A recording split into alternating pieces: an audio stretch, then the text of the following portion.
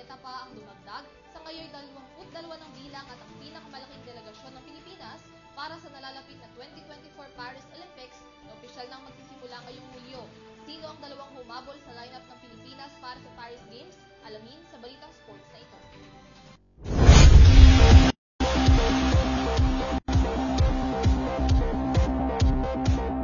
Pasok na rin para sa darating na Paris Olympics 2024 ang dalawang Filipino hurdling athletes na sina Lauren Hoffman at John Cabang Tolentino na ngayon ay makakasama na ng 20 pang atleta para irepresenta ang Pilipinas sa naturang palaro.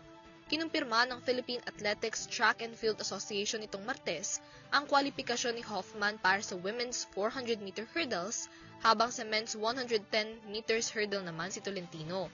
Nakakuha si Hoffman ng record na 55.72 seconds sa naturang distansya, sapat para masungkit ang ikalawang pwesto sa Drake Relay sa USA.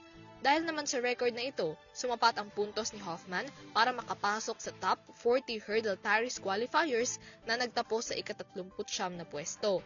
National record din para sa Pilipinas ang nasungkit ni Tolentino matapos makapagtala ng 13.37 seconds para sa 110-meter hurdles. Dahil dito matagumpay na nakuha ni Tolentino ang ika-30 pwesto sa 40 entry cutoff para sa Olympics sa naturang larangan.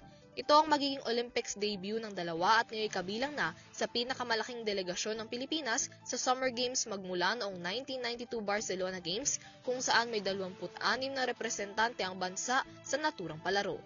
Para sa EuroTV News, Mia Layagin sumasaludo sa bawat Pilipino.